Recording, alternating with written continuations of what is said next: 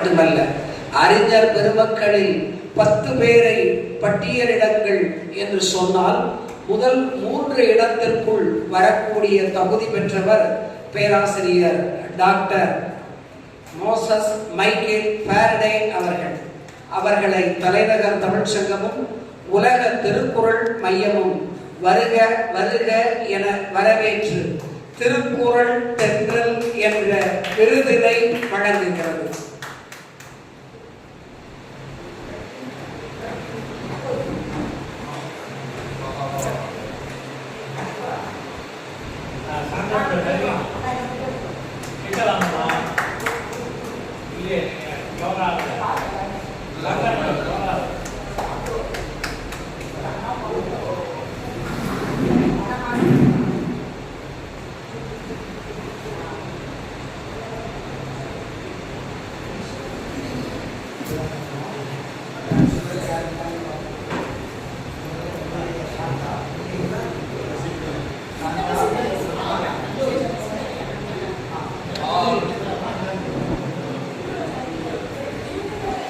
கவிஞர் செந்தமிழ் சித்தன் அவர்களையும் கவிஞர் இல சாந்தா அம்மையார் அவர்களையும் டாக்டர் மகேஸ்வரி அவர்களையும் மேடையில் வந்து அமருமாறு அன்புடன் அழைக்கிறேன். நிறைவு பகுதியில் கன்னியாகுமரி மாவட்டத்தின் புகழ்பூத்த எழுத்தாளர், தலைமை ஆசிரியராக பணியாற்றி நிறைவு பெற்ற முல்லை செல்லத்துறை அவர்களும், அந்தமான் கல்வித்துறையில் சிறந்த பணியாற்றிய டாக்டர் அந்தமான் ஐயாராஜு அவர்களும், மிகச்சிறந்த தலைமை ஆசிரியராக பணியாற்றி பணி நிறைவு பெற்ற டாக்டர் மா செந்தில்குமார் அவர்களும், உகிலை ராஜபாண்டியன் அவர்களும் தங்கள் கட்டுரைகளை தொடர்ந்து வழங்குவார்கள்.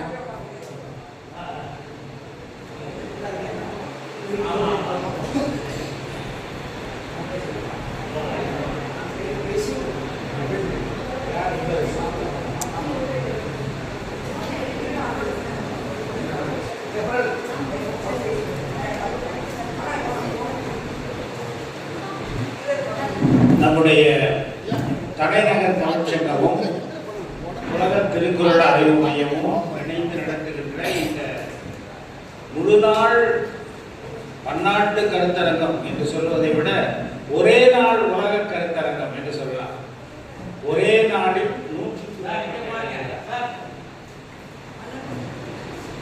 ஒரே நாளில் பல்வேறு இடங்களில் இந்த கின்னஸ் சாதனை என்று போற்றத்தக்க அளவில் இந்த உலக திருக்குறள் கருத்தரங்குகளை, உலக சாதனை மாநாட்டை நடத்தி கொண்டிருக்கிற இந்த தலைநகர் தமிழ்ச்சங்கத்தினுடைய தகமை சார்ந்த தலைவர், என்னுடைய நெடுநாள் எழுதகை நண்பர், என்பால் எல்லையற்ற அன்பும் மதிப்பும் உடைய பேராசிரியர் முனைவர் முகிலை அவர்களே, இங்கே இந்த தலைநகர் தமிழ்ச்சங்கத்தினுடைய மற்ற பொறுப்பாளர்களே, காலை முதல் இங்கே கட்டுரைகளை மிகச் சிறப்பாக வழங்கி இந்த நிகழ்ச்சிக்கு பெருமை சேர்த்திருக்கிற ஆய்வாளர்களே, ஒருவேளை பலர் இந்த மதிய உணவுக்கு பிறகு விடைபெற்று சென்றாலும் விடைபெற்று சென்றவர்களையும் சேர்த்து அவர்களையும் சேர்த்து இங்கு அமர்ந்திருக்கிறவர்களையும் வாழ்த்தி வணங்குவதில் மற்றற்ற மகிழ்ச்சி அடைகிறேன். இந்த தலைநகர் தமிழ்ச்சங்கம் இந்த கட்டிடத்தில் நான் 3வது முறையாக வருகை தந்து உரையாற்றுகிறேன் என்று நான் கருதுகிறேன். ஆகவே இங்கே வருவது ஏதோ மிகவும் பழக்கமான அறிமுகமான ஐயா, இங்கே கவனிங்க, கவனத்தை சிதற விடாதீங்க. நாம் இருப்பது கொஞ்சம் பேர், ஆனால் நாம் பெற்றுக்கொண்டு செல்ல வேண்டியது நிறைய. வள்ளுவ பெருந்தகத்தில் நாம் வாழ்நாளெல்லாம் கற்றுக்கொண்டிருக்கலாம். நான் இங்கே ஒவ்வொரு முறை வரும்போதும் அந்த சிந்தனைகளை, ஒரு முறை திருக்குறள் சொல்லுகிற கல்விக் கொள்கை, அந்த காலத்தில் புதிய கல்விக் கொள்கை, பழைய கல்விக் கொள்கைன்னு அதை பற்றிய பேச்சு இருந்த காலத்தில் வள்ளுவர் என்ன கல்விக் கொள்கை சொன்னார் என்பதை பற்றி எடுத்து சொன்னேன். நிறைய பேர் மகிழ்ச்சியோடு கேட்டார்கள். அதே போல காலையிலிருந்து ஏராளமான அந்த கட்டுரைகள், ஒருவேளை எழுதி கொடுத்தவர்களின் 32 பேருடைய பெயர்கள் இந்த பட்டியலில் அழைப்புதலில் தரப்பட்டிருக்கிறது. ஆனால் இங்கே வந்தவர்கள் ஒரு 20-24 பேர் வந்திருக்கிறாங்க. அதுவே பெரிய சாதனை. அவர்களில் பல பேர் தொடர் வண்டி பிடிக்க வேண்டிய, பேருந்து பிடித்து ஊர் திரும்ப வேண்டிய காரணத்தினால அவர் திரும்பி சென்று விட்டார்கள் என்று தலைவர் அவர்கள் தெரிவித்தார்கள். ஆக அப்படிப்பட்ட இத்தனை கருத்து சுரங்கங்களை நாம் இப்படிப்பட்ட கூட்டங்களுக்கு வரும்போது தான் திரட்டி கொண்டு சொல்லுகிறோம். அதாவது நான் அடிக்கடி சொல்றது, கூட்டத்துக்கெல்லாம் வரும்போது கொஞ்சம் அதிக நேரம் ஆனாலும் பரவாயில்ல, இது மாதிரி அறிவார்ந்த கருத்துக்களை கேட்க வேண்டும். வந்து மற்றதில் கவனம் செலுத்தி நாம் அதை இழந்து விடக்கூடாது. அதை பெற்றுக்கொண்டு சென்ற பிறகு நாம் இல்லம் திரும்பிய பிறகு அந்த கருத்துக்களை சிந்தித்து, அந்த கருத்துக்களை நம்ம மனதில் வைத்து ஆய்ந்து அதை எப்படி வாழ்க்கையில நடைமுறைப்படுத்தலாம் என்று நாம் எண்ணி பார்க்க வேண்டும். ஒரு விருந்துக்கு வரணும், விருந்துல நல்ல பிரியாணி போட்டுருவாங்க, அல்லது சைவ உணவாக இருந்தால் அறுசுவை உணவு வைக்கிறார்கள், வடை பாயாசம் வைப்பார்கள், இன்னும் புதிய புதிய இனிப்பு வகைகளை கொண்டு சாப்பிடுவோம். இதெல்லாம் ஒவ்வொரு நாளும் நாம் வீட்டில் சாப்பிடுவதில்லை, ஒரு விருந்துக்கு வந்தால் தானே சாப்பிட்றோம். அது மாதிரி நேரத்தில் இங்கே வரும்போது கூடுதலாக நாம் கற்றுக்கொண்டு, கூடுதலாக அறிவார்ந்த சிந்தனைகளை பெற்றுக்கொண்டு நாம் திரும்ப வேண்டும். வீடு திரும்பி நாம் மற்ற இப்படிப்பட்ட சிந்தனைகளை கேட்க முடியாத இயல்பான நாட்களில் அவைகளை நாம் மீண்டும் மனதில், எப்படி ஒரு பசு மாடு வந்து சாப்பிட உணவு உண்டுட்டு அதுக்கப்புறம் ஓய்வோ உட்காந்து அசை போட்டு பார்க்கிறதோ, அதுபோல இவைகளையெல்லாம் சிந்தித்து பார்த்து எந்த அளவு இதை நம்ம வாழ்க்கையில் செயல்படுத்தி பார்க்கலாம் என்று எண்ணி பார்த்து அதை செயல்படுத்த வேண்டும். அதனால்தான் வள்ளுவர் சொன்னாரு, கற்க கசடர கற்பவை, கற்ற பின் நிற்க அதற்கு தகைய. கற்ற பின்னு சொன்னாரு, கற்கும் போதே எல்லாத்தையும் செயல்படுத்திட முடியாது. கற்கும் போது நிறைய ஐயங்கள் வரும், கேள்விகள் வரும், எதிர்கேள்விகள் மனதில் வரும். அதையெல்லாம் நாம் அந்த கேள்விகளுக்கு பதில் கண்டுபிடித்து அதெல்லாம் தெளிந்து உறுதி செய்து கொண்ட பிறகு நம்முடைய வாழ்க்கையில அதை நடைமுறைப்படுத்துகிறதா. இந்த நேரம் வந்து இந்த அறிவார்ந்த நல்ல உணவை, விருந்துணவை உள் வாங்குகிற நேரம். இதுக்கப்புறம் ஒரு நேரம் இருக்கு, இந்த கூட்டம் முடிச்சு போன பிறகு அது அதை வாழ்க்கையில செயல்படுத்துகிற நேரம். உள் வாங்குகிற நேரம் உலகத்துக்கு அதை திருப்பி கொடுக்கிற நேரம். வாங்குவதும் வழங்குவதும் ரெண்டும் வேணும். அதுதான் திருவள்ளுவர் சொன்னார். ஆக அந்த ஒரு நோக்கத்துல தான் இது ஏற்படுத்தப்பட்டிருக்கிறது. ஏதோ நம்ம வந்து உலகம் பூரா ஆமா ஆமா கூட்டம் நடந்துகிட்டு இருக்கு, பேசுறதுல கொஞ்சம் வெளியே போய் பேசணும், இருக்கிறத நாம் கொஞ்சம் பேர். வகுப்புல கூட நான் வந்து மாணவர்கள் 100 விழுக்காடு கவனம் செலுத்தி கேட்டாதான் வகுப்பு எடுப்பேன். இல்லைன்னா நீ பேசி முடிச்சுட்டு அப்புறம் நான் பேசுவேன். எத்தனை பேர் இருக்கிறோம், எவ்வளவு நேரம் ஒரு கூட்டத்தில் அமருகிறோம், எவ்வளவு சிரத்தையோடு நாம் அங்க சொல்லப்படுகிற செய்திகளை கேட்கிறோம், அதை உள்வாங்குகிறோம், அதை நடைமுறைப்படுத்துவதற்கு நம்மை அர்ப்பணிக்கிறோம் என்பதுதான் முக்கியம். ஆக அந்த நோக்கத்துலதான் இந்த சிறப்பான நோக்கத்தை, இந்த உலக சாதனை மாநாடு என்கிற இந்த பெரிய ஒரு அற்புதமான சிந்தனை உலக திருக்குறள் ஆய்வு மையத்தினுடைய அந்த தலைவர், நிறுவன தலைவர், இன்றைக்கு வாழும் திருவள்ளுவர் என்று நாம் போற்றுகிற வகையில் திருக்குறளுக்காகவே தன் வாழ்க்கையை அப்படியே தாரை பார்த்து ஒரு மனிதர் வாழ்கிறார், திருக்குறளாகவே வாழ்கிறார் என்று சொன்னால் தமிழ்நாட்டில் அது முனைவர் கோவணராஜ் ஐயா. அவருடைய இல்லாவிட்டாலும், அவருடைய முந்துதல் இல்லாவிட்டால் இன்றைக்கு இவ்வளவு பெரிய ஒரு சாதனைகளை நாம் நடத்தியிருக்க முடியாது. ஆனா அவருக்கு உந்துதல் இருந்தாலும் அந்தந்த களத்துல பல பேர் இன்றைக்கு உலகம் பூரா நடத்தி கொண்டிருக்கிறார். அமெரிக்காவில் சிக்காகோவில் நடக்கிறது இது மாதிரி இதே நிகழ்ச்சி. ஒருவேளை அவருக்கு காலம் முன்ன பின்ன வரலாம். இலங்கையில் நடக்கிறது, மலேசியாவில் நடக்கிறது, இப்படி ஏற்பாடு செய்திருக்காரு. ஆனா இங்க நடக்கிறதுக்கு யார் காரணம்னா ஐயாதான் காரணம். தலைநகர் தமிழ்ச்சங்கத்துக்கு நான் கடந்த முறை வந்தபோது ஒரு சுந்தரராஜன் ஐயா தலைவராக இருந்தார். பொலிவுமிக்க ஒரு தலைமை. அவர் பெயரை அறியாதவர்கள் இல்லை என்று சொல்லுகிற அளவுக்கு தன் பெயரையும் நிலைநாட்டி இப்படி இந்த தமிழ்ச்சங்கத்துக்கு இந்த அற்புதமான ஒரு கட்டடத்தை, ஒரு வளாகத்தை ஏற்படுத்தினார். அவர் இன்றைக்கு இயற்கை ரீதியாளர் இடையீடு சேர்ந்த பிறகு பொறுப்பான எந்த தலைவரிடத்துல இவ்வளவு பெரிய பணியை ஒப்படைக்க போகிறோம் என்று எண்ணி நாம் அளவந்து நின்ற போது தொடர்ந்து ஏற்கனவே அந்த பணியை செய்து ஏற்கனவே வேறு பல பொறுப்புகளிலும் இருக்கிறவர். ஞானம் தமிழ் இயக்கம், இன்னொரு இயக்கத்தை நடத்துகிறார். பல பொறுப்புகளில இருந்தவர் இருக்கிறவர் எப்பொழுதும் இயங்கிக் கொண்டே இருக்கிற என்னுடைய கழுதகை நண்பர் அவர்கள் இந்த தமிழ்ச்சங்கத்துக்கு தலைமை என்பது மிக மிக பொருத்தமும் பொருளும் நிலைய இந்த தமிழ்ச்சங்கத்துக்கு பொலிவும் சேர்க்கிற ஒன்று எனக்கு ஒரு பெரிய மன நிறைவு சரியான கரங்களில் இது ஒப்படைக்கப்பட்டிருக்கிறது. அவர் உயிரையாருடைய தலைமையில இன்னும் இந்த தமிழ்ச்சங்கம் இன்னும் பல உயரங்களை பல சிகரங்களை எட்டும் என்பதில் ஐயமில்லை. இந்த வளாகத்தை முன்னேற்றுவதற்கு ஒரு நல்ல கழிப்பறை வசதி இன்னும் இந்த இடத்தை ஒருவேளை கூட்டம் நடக்காத நேரங்களில் பயன்படுத்தி பொருளீட்டுவதற்கு ஏதாவது வாய்ப்புகள் கூட ஒரு நண்பரை கிட்ட சொல்லிக் கொண்டிருந்தார். அப்படின்னா அவருக்கு திட்டம் கொடு. ஏன்னா அவர் நம்ம செம்மொழி மத்திய நிறுவனத்திலேயே நிர்வாகம் பண்ணவர்.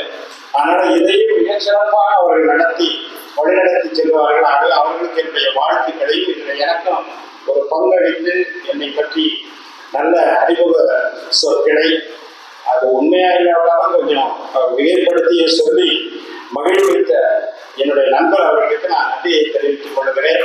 கட்டுரையாளர் அத்தனை பேருக்கு என்னுடைய பாராட்டுகளை வாழ்த்துக்களை தெரிவித்துக் கொள்கிறேன். ஒன்றே ஒன்று சொல்ல வேண்டும். திருக்குறள் என்கிற ஒரு அடையாளம் தான் தமிழனுக்கு நம்பகமான அடையாளம், கிரெடிபிள் ஐடென்டிட்டி. மற்ற எந்த அடையாளத்திலையும் பிரச்சனை இருக்கு. நான் பேர் சொல்ல விரும்புகிறேன். அது எந்த பெரிய மகா கவிகளானாலும் சரி, புரட்சி கவிகளானாலும் சரி, யார் பேரை சொல்லியோ அல்லது எந்த நூலை சொன்னாலும் அதுல சார்பு நிலை வந்துடும். சில பேரை ஏற்பு, சில பேர் மறுப்பு, சில பேர் ரெண்டும் இல்லாத நிலை என்னெல்லாம் வரும். திருவள்ளுவர் ஒருவர் தான் நமக்கு நம்பகமான அடையாளத்தை. ஒரு தடவை காடி வந்து சொன்னார். அதுதான் எனக்கு எப்போ மனதில் கிறிஸ்தவ கல்லூரியில் பேசும்போது, தமிழின் மூலமாக நாம் திருக்குறளை அறிகிறோம், திருக்குறளின் மூலமாக தமிழர்களை உலகம் அறிகிறது. அறிஞர் அண்ணா அமெரிக்காவுக்கு ஏல் பல்கலைக்கழகத்துக்கு போன போது அங்க இருக்கிற அந்த உலக புகழ்பெற்ற கல்லூரி பல்கலைக்கழகத்தினுடைய மாணவர்கள் அவரை பேட்டி கண்டு கேட்டார்கள். அவரை அறிமுகப்படுத்தும் போது அவர்கள் சொன்னதெல்லாம், திருக்குறள் என்கிற ஒரு நூல் இருக்கிறது, அந்த நூல் தோன்றிய தேசத்திலிருந்து நாட்டிலிருந்து வந்திருக்கிற அறிஞர் என்று சொன்னார்கள். தமிழ்நாட்டுக்கு அடையாளம் திருக்குறள் தான், தமிழனுக்கு அடையாளம் திருக்குறள் தான். நம்பி நாம் அதை ஒரு சுரங்கம், அந்த பொற்சுரங்கம், அதுல நமக்கு புரியாத இடங்கள் இருக்கலாம், நமக்கு முரண்பாடு போல தோன்றுகிற கருத்துக்கள் இருக்கலாம். ஆனா தோண்டி தோண்டி அந்த சுரங்கத்தை எடுக்க எடுக்க அந்த முத்துக்களை நாம் நமக்கு உரிமையாக்கிக் கொள்ளலாம். அதைத்தான் உலக திருக்குறள் ஆய்வு செய்கிறது, உலகம் முழுக்க செய்கிறார்கள். அறிஞர் பேரவை என்ற ஒரு அமைப்பின் சார்பாக திருக்குறள் ஏன் இந்திய தேசிய பொது நூலாக அறிவிக்கப்பட வேண்டும் என்ற நூலை நானும் பல ஆண்டுகளுக்கு முன்பு பதிப்பாசிரியராக இருந்து வெளியிட்டேன். நூலராசிரியர் போன்றவர்களை கட்டுரைகள், இப்படி பல பணிகளில் நான் தொடர்ந்து திருக்குறள் பணிகளிலே ஈடுபட்டிருக்கிறேன். ஆக எனக்கு இந்த நாளின் வாய்ப்புக்கு நன்றி தெரிவித்து, உலகளாவிய சிந்தனையாளர்களோடு திருவள்ளுவரை ஒப்பிட்டு அவருடைய கருத்துக்களை எல்லாம் எப்படி கிரேட்மேன் திக்கலைக்கு என்று சொல்வது போல உலகளாவிய நிலையில பல சிந்தனையாளர்கள் ஒன்றுபட சிந்தித்திருக்கிறார்கள். ஆனால் ஒற்றுமை என்பது, ஓமை என்பது ஒருமுறை ஒற்றுமை என்று சொல்வார்கள். மாறுபடுகிற இடங்கள் அந்த பெரியாரும் திருவள்ளுவரும் ஒன்றானா ஒன்றுபடுகிற இடம் வேறுபடுகிற இடம். ஆனா சமுதாய மேம்பாட்டுக்காக, மாந்த இடத்தினுடைய நல்வாழ்வுக்காக, கூட்டுறவு அமைதி வாழ்வுக்காக இந்த உலக பெருஞ்சாதனையாளர்கள், உலக பேரறிஞர்கள் எங்கெங்க ஒன்றுபடுகிறார்கள் என்பதை எடுத்து காட்டுவதுதான் இந்த கட்டுரையுடைய நோக்கம். அந்த பணியை மிகச் சிறப்பாக செய்திருக்கிறார்கள். எண்ணிய எண்ணியாக்கு எய்துவ எண்ணியர் திண்ணியராக என்கிற வகையில் இந்த உலக சாதனை மாநாட்டை பல்வேறு இடங்களிலே நடப்பது போல நம்முடைய தலைநகர் தமிழ்ச்சங்க மண்டலத்திலும் மிகச்சிறப்பாக செய்தி காட்டியிருக்கிற இந்த மாநாட்டினுடைய அமைப்பாளர்கள், நம்முடைய தமிழ்ச்சங்கத்தினுடைய தலைவர் உள்ளிட்ட பொறுப்பாளர்களை மீண்டும் ஒருமுறை வாழ்த்தி, அதற்கு துணை என்ற கட்டுரையாளர்கள் அத்தனை பேரையும் மனமாற பாராட்டி, இந்த கட்டுரையெல்லாம் நூறா வரணும் வழக்கமா கேட்போம். ஆனா நம்ம முன்னாலேயே நூறா கொண்டு வந்துதான் உலக பெருஞ்சாதனை. இந்த ஒரே நேரத்துல 100 இடத்துக்கு மேல நடத்துறதை விட நடத்தும் போது அத்தனை பேர் கட்டுரைகள் இவ்வளவு அழகான நூலாக கொண்டு வந்திருப்பது அதை விட பெரிய சாதனை. பெருமவற்றும் யாவறிவதில்லை மக்கள் பேர் அவர்கள் சொன்னவர். பெருமவற்றும் இது மாதிரி யாம் அறிவது மிக சிறந்தா. இத்தனை மாநாடு, எத்தனை உலக தமிழ் மாநாடு, உலக தமிழ் மாநாடுனா அதுல கூட கட்டுரை சுருக்கங்கள் தான் வரும். கட்டுரைகளே அன்னைக்கே வருவது மிக அரிதிலும் அரிது, குறிஞ்சிப்பூவோட அரிது, மகா கும்பமானாரோட அரிது, எப்போ ஒரு தரம் நடப்பது. அதே இன்றைக்கு இங்க நடத்தி காட்டியிருப்பவர் மீண்டும் வாழ்த்துக்கிறேன். இப்போ பெரும்பாலான படிச்சு முடிச்சுட்டாங்க. இன்னைக்கு கொஞ்சம் ஒரு 4-5 பேர் தான் இருக்கிறோம். அவர்களும் தன்னுடைய கட்டுரைகளை ஒரு 10-15 நிமிடத்தில் அவர்கள் முடித்துக் கொண்டால் நாம் 4:30 மணிக்கு முடித்து அதுக்கப்புறம் நிறைவு விழாவில் நம்முடைய தலைவர் அவர்களும் மற்றவர்களும் இந்த சான்றிதழ்களை வழங்கி நிறைவு செய்வார்கள். இப்பொழுது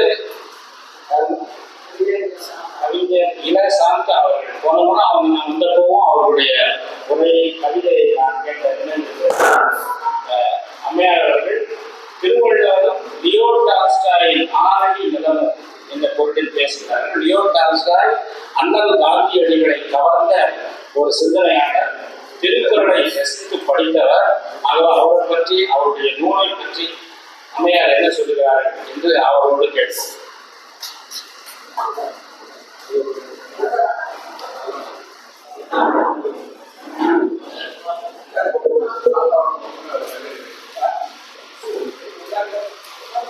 அனைவருக்கும் வணக்கம். திருவள்ளுவர் உலக சிந்தனையாளர்களும் என்ற பொருண்மையில் இன்று காலையில் பல கட்டுரைகள் வாசிக்கப்பட்டன. நான் எடுத்துக்கொண்ட தலைப்பு திருவள்ளுவரும் லியோ டால்ஸ்டாய் ஆரணியிடம் தெலுங்கதை முன்வைத்து. உலகம் போற்றும் சிந்தனையாளர்கள் தனித்தன்மை வாய்ந்த சிறப்புக்குரியவர் தான் லியோ டால்ஸ்டாய். உலக அமைதியினுடைய அவசியத்தை ஓயாமல் பக்கம் 115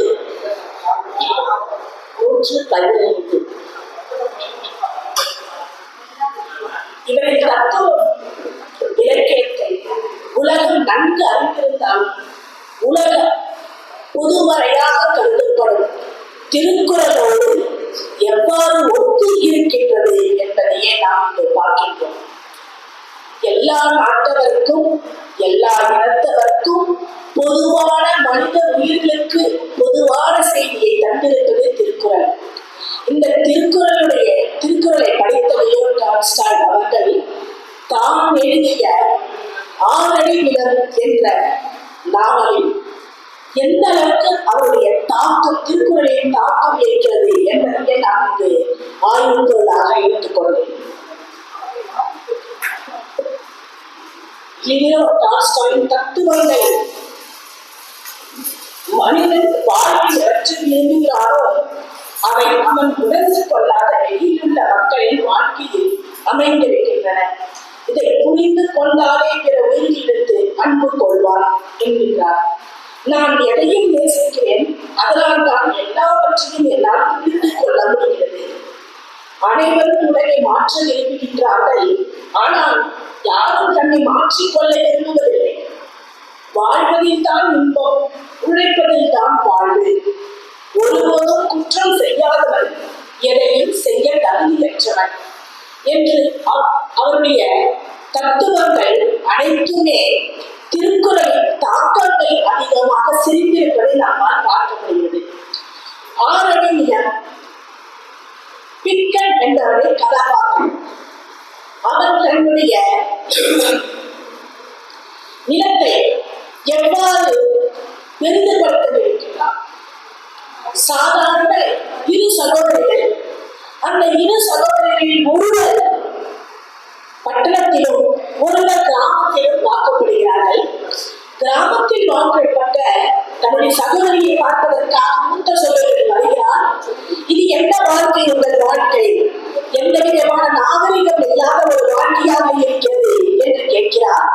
நாகரிகம் இல்லாவிட்டாலும் பரவாயில்லை, நாங்கள் நிம்மதியாக வாழ்கிறோம் என்ற நிம்மதிதான் ஒரு மனிதனுக்கு தேவை என்பதையும் வாழ்க்கையினுடைய சந்தோஷத்துக்கு காரணமாக அமைவது நிம்மதியே என்று சொல்கிறார். ஒரு விவசாய இந்த விவசாயத்தை உள்கொண்டு வாழ்வாரு என்னால் மட்டுமே பிறருக்கும் உணவை அனுப்பிவிட்டு நானும் சந்தோஷமாக வாழ முடியும். ஆனால் உங்கள் நகர வாழ்க்கை அவ்வாறு இருக்காது.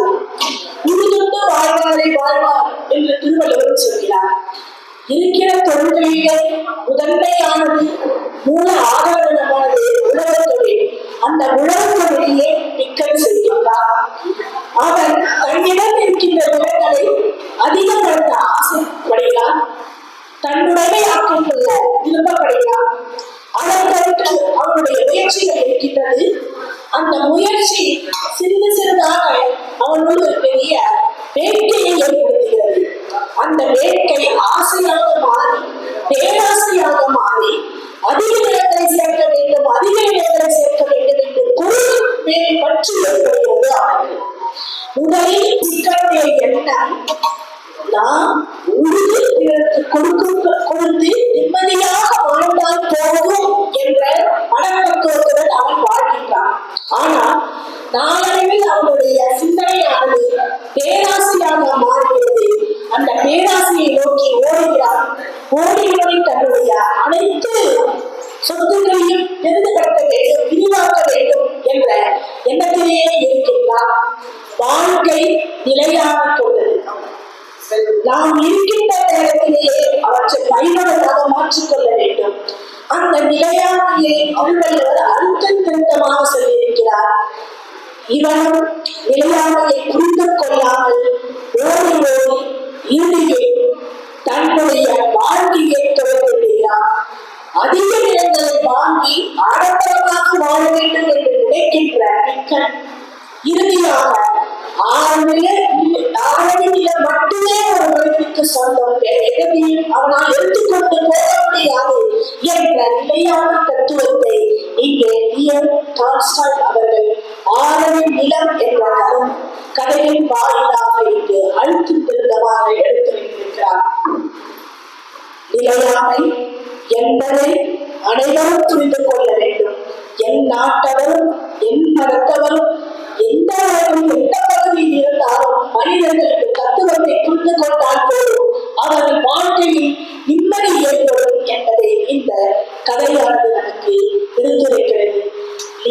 டால்ஸ்டாய் அவர்களின் கருத்தும் திருவள்ளுவருடைய நிலையான கருத்து இங்கே அதிகமாக பயன்படுத்தி இருப்பதை நாம் பார்க்க முடிகிறது. என்னுடைய கருத்தினுடைய முன்பாக எடுத்திருக்கிறேன். வாய்ப்பிற்கு நன்றி. வணக்கம்.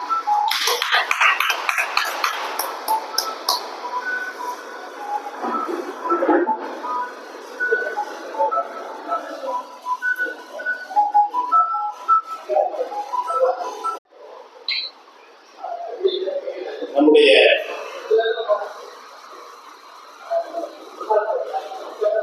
கவிஞர் சாந்தா அவர்கள் முனைவர் பெற்ற ஆய்வாளர் என்று நான் அறிகிறேன். கொடுத்துட்டீங்களா? படிக்கிறேன். இன்னும் சப்மிட் பண்ண. ஓகே. அவர்கள் பேசுகிற அந்த தெளிவையும் அவங்க கட்டுரையை நான் வேகமாக படித்தேன். அதில் வெளிப்படுகிற அந்த தெளிவு, அதில் அவர்கள் புலப்படுத்துகிற அவர்களுடைய கடின உழைப்பு, தரவு திரட்டம்னு சொல்லுவாங்க, டேட்டா கலெக்ஷன். என்னுடைய மேற்பார்வையில் 12 பேர் முனைவர் பட்டம் பெற்றிருக்காங்க. ஒரு 50-60 பேருக்கு மேல இடம் ஆய்வாளர் பட்டம் பெற்றிருக்காங்க. நான் துறை தலைவராக இருந்ததால மற்ற நெறியாளர்கள் கூட எங்கிட்ட 14 ஆண்டுகள். அந்த அந்த அனுபவத்தில் சொல்லுகிறேன். இப்படிப்பட்ட உழைப்புல தெளிவும் உடைய ஆய்வாளர்களை பார்ப்பது அறிவு. அவ்வளோ தெளிவா அவர் எழுதியிருக்கிறாரு. இன்னும் கொஞ்ச நேரம் அதுல இருந்து இன்னும் 2 செய்திகளை சொல்லி இருக்கிறாங்க. ஒன்றுனா டைம் ஆகணும். நம்ம கொஞ்சம் பேர் தான் இருக்கிறோம். நம்ம 4 மணிக்கு தான் முடிக்க போறோம். இவங்க தான் இருக்கிற 4 பேர். இன்னொரு 1-2 சான்றுகளை அந்த கதையிலிருந்து அவங்க சொல்ற கருத்து, அதுக்கு இணையான திருக்குறள் எடுத்து காட்டியிருந்தா இன்னும் சிறப்பாக இருந்திருக்கும் என்று நான் நினைக்கிறேன். நான் ரொம்ப கால உணர்வு, அதாவது 32 பேர் இங்க பிரசன்ட் ஆகி காலிலிருந்து பேச வேண்டிய நேரத்துல அம்மாவை பேச விட்டுருந்தா அவங்க சரியா பிடிச்சிருப்பாங்க. ஆனால் இப்போ நம்ம தான் இருக்கிறோம். இன்னும் அவங்க சொல்லுவார்கள் என்று எதிர்பார்த்தேன். சாரத்தை மட்டும் பிடித்து தந்திருக்கிறார். தயவுசெய்து இந்த புத்தகம் கிடைச்சா இந்த புத்தகத்தை நீங்கள் படிக்க வேண்டிய ஒரு முக்கியமான கட்டுரை அவருடைய கட்டுரை. டால்ஸ்டாயை பற்றி தெரிந்து கொள்ளலாம், வள்ளுவரை பற்றி தெரிந்து கொள்ளலாம். சுவையான கதை. 6 அடி நீளமே சொந்த பாடான்னு நாம பாடுறோம்ல, அதை அவன் டால்ஸ்டாய் அந்த பேர்ல அங்க ரஷ்ய மொழியில அவர் அப்படி எழுதியிருக்கிறார் என்பதை நான் இன்னைக்கு தான் தெரிஞ்சுக்கிறேன். டால்ஸ்டாய் அவருடைய அண்ணா கரீனா, போரும் அமைதியும் இப்படிப்பட்ட நாவல்களினுடைய சுருக்குகளை எல்லாம் நான் பார்த்திருக்கிறேன். ஆனால் அந்த 6 அடி நிலம் என்பது என் கவனத்தில் படவில்லை. அதுல வள்ளுவருடைய சிந்தனைகள் அதுல ஒப்பீடாக வருகிறது என்கிற செய்தியை அவர்கள் தன்னுடைய முன்பான் நுழைவதற்காக கண்டுபிடித்து அதை தலைப்பு எடுத்திருக்கிறாங்க. அது ரொம்ப பாராட்டத்தக்கது. நீங்க தொடர்ந்து டால்ஸ்டாய் மாதிரி நீங்க தொடர்ந்து இப்படி உலகத்தினுடைய மற்ற சிந்தனையாளர்களை தமிழினுடைய மற்ற கோவிலோடு ஒப்புவதற்கு நீங்கள் எதிர்காலத்தை செலவிடலாம். முனைவப்பட்ட ஆய்வு தலைப்பு என்ன?